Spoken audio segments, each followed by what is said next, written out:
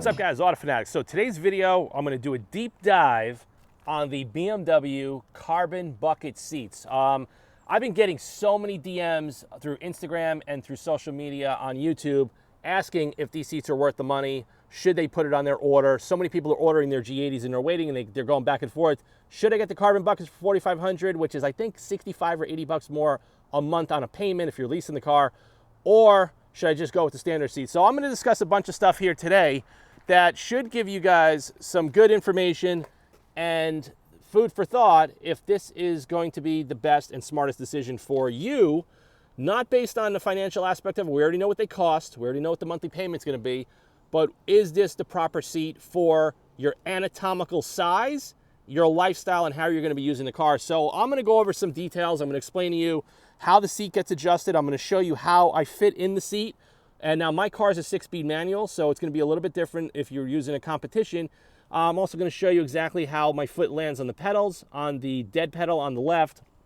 And the most importantly, like I stressed it in a lot of my videos, is getting in and out of them is a total pain in the ass, because this is a rigid, yes, it's slightly flexible, but it's a rigid part of the seat. So if you look here, you see the way you just drop in?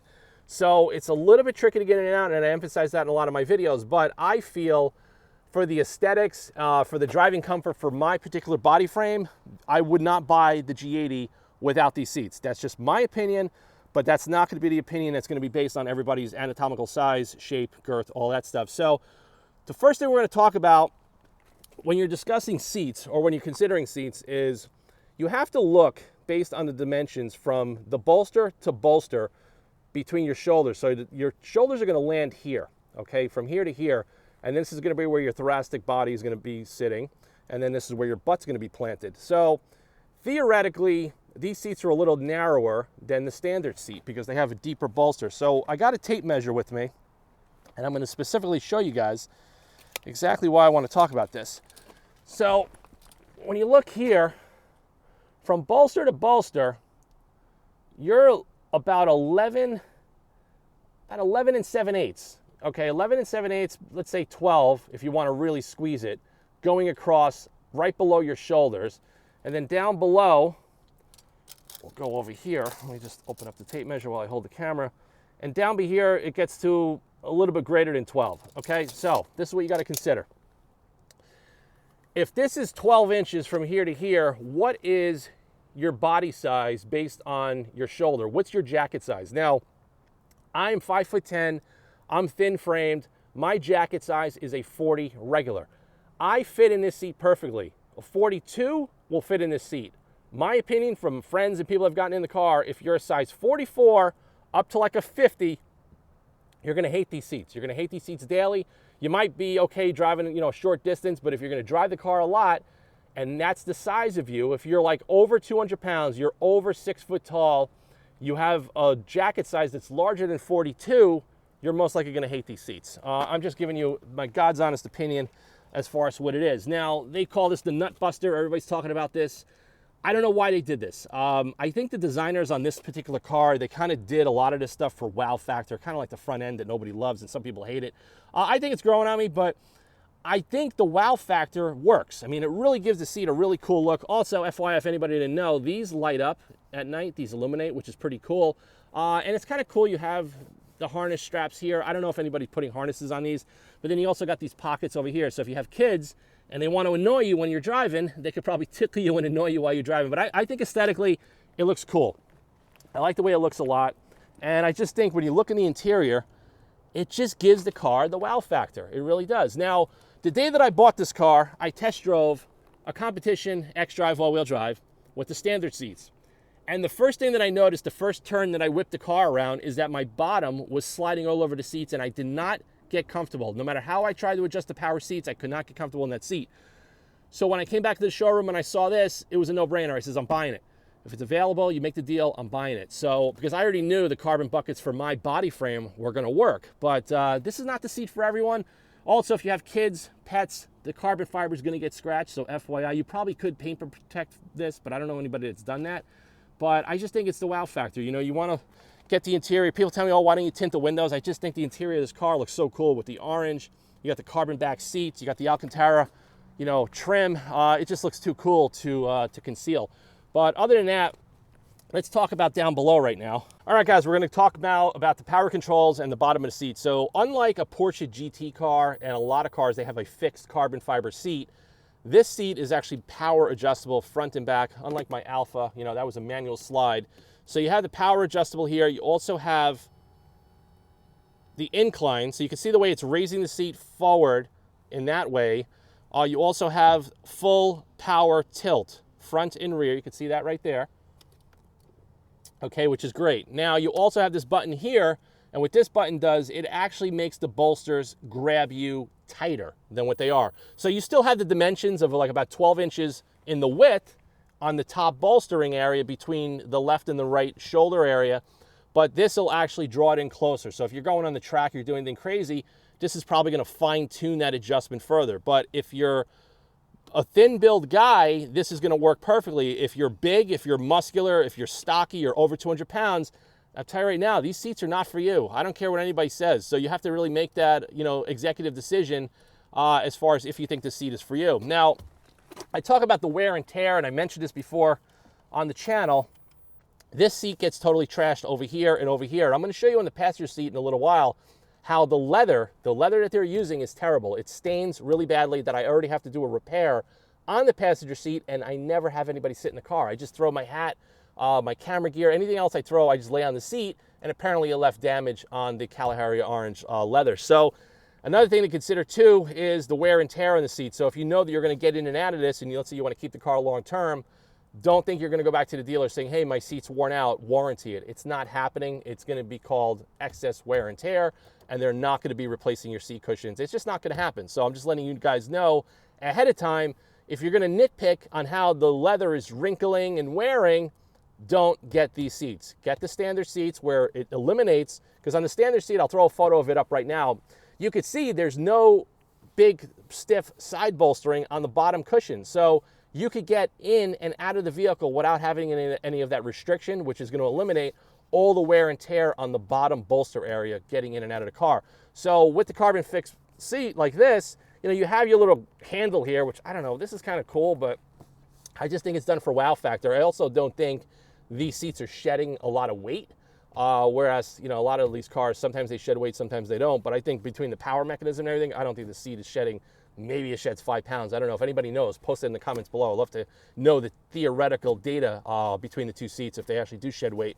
But overall, let's get in the seat. I'm going to show you how I fit in the seat, and also want to talk about the distance where your thigh is going to sit between the nut buster and the side bolsters. Very, very important to consider if you guys are opting for these seats, or you just can't make your mind up because A, you haven't driven a car with these seats, or you haven't been able to go to a showroom to actually physically sit in these seats together. So you're just basing it off of reading the forums. And I think reading the forums is probably going to do a disservice to you because everybody's going to have a subjective opinion. Like, I had the seats and I love them. There's a lot of things about them that I don't like getting in and out of them, and the wear and tear I think sucks. But I still don't think I would have personally bought the car without the seats, because it just adds more gratification and more pleasure to the way I drive the car, because it's loud, it's visceral. Now with the full exhaust that I got, I could feel the resonance coming into the seat that you probably wouldn't feel with the standard seat. All right, guys, so I'm sitting in the seat. I just want to show you guys exactly how my legs are positioned. Now, my car's a 6-speed manual. You can kind of see it there. So with this little nut buster in position, it's not a huge deal because my legs are not big and fat and huge. So I fit in this perimeter pretty well. But I do like to drive sometimes with my legs like this, just for a little bit more comfort. But with the rigid bolstering here and the frame of the seat, it doesn't allow you to do that. So I'm on the clutch right now. My right foot's on the brake, gas, and clutch. So I'm okay. You can see my legs are pretty parallel to one another, and I have perfect positioning to kind of do what I got to do to drive. Now, I never use the dead pedal. You see that right there? Now, if you are the type of guy that's going to go like this is going to be an issue, because this is going to be pretty uncomfortable. Now, my legs are thinner, but now let's say your legs were thicker or bigger than mine by a great amount. This is going to be very uncomfortable, and it's going to start digging into your muscle right here, and it's just going to be a little uncomfortable. Also, FYI, from having women various shapes and sizes come in the seat, if you have a wife, a spouse, a girlfriend, or friend that has thick thighs and a big butt, she is going to absolutely hate you for these seats. And if the girl is someone real tough, like Mary J. Blige, she might actually punch you in the face when she gets in the car. But these seats are not made for somebody that's shaped like Cardi B or anybody like that, FYI, if anybody just wants to know that. So take it into consideration too. You know, are you buying the car for yourself? Are you buying it for you and your family to enjoy? Is it going to be practical for, let's say, you have to take care of somebody, you know, your elderly parents or grandparents? Are they going to be able to get in these seats without having too much of an issue? I don't know. So also keep everybody into consideration who's going to be going in the car with you, whether it's friends, family, clients, whatever it is. But this is definitely stupid. I don't know why they did it. I don't understand, but it's there. I can't remove it. There's nothing I can do about it. But overall, when I'm in the car, it doesn't really matter because I can actuate the clutch, I can hit the brake. So I just love the fact that it kind of keeps my legs more together so I could kind of go in there and do my thing with the gears, and it's not intrusive at all. So other than that, let me go over to the passenger side seat. I want to show you guys some wear and tear that you definitely have to consider with these carbon buckets. All right, guys, we're in the passenger seat, and before I go further, I forgot to even measure the bolstering down here. So down on the bottom of the seat, you're between 13 and 14 inches, going from the back all the way to the front. So you definitely are going to want to take it into consideration. So you have about 11 and 7/8 to 12 going from here to here, all the way down. And then you have about 13 to 14 on the bottom end. Now, this is what I want to show you about wear and tear. You can see it in the camera. I have no idea how the seat is stretching out like this when nobody sits in this seat. But if you look carefully, right there, let me see if the camera can pick that up. See right there? There's a stain, and there's a stain over here. So I have to do actually a leather dye repair on this seat. And I actually used the Guion leather shield, which is like a ceramic coating, and it did absolutely nothing. I had my camera tripod and some stuff in the seat, including like a magazine, and it actually took the color right off the orange, which totally drives me nuts. So the wear and tear, the leather is not great, so you may want to consider getting a black interior or a darker interior because these lighter colors are just not very resilient to wear and tear. And this is a big complaint. A lot of people are talking about that on the forum. Now, I do leather upholstery, and it's just the way the leather, see, the seat is scooped like this. So what they should have done, they should have actually stitched a pattern going across here to kind of tighten this up to eliminate this stretch, but they didn't do that. They kind of got lazy with the design, and it also would increase more time in making the seat cushion.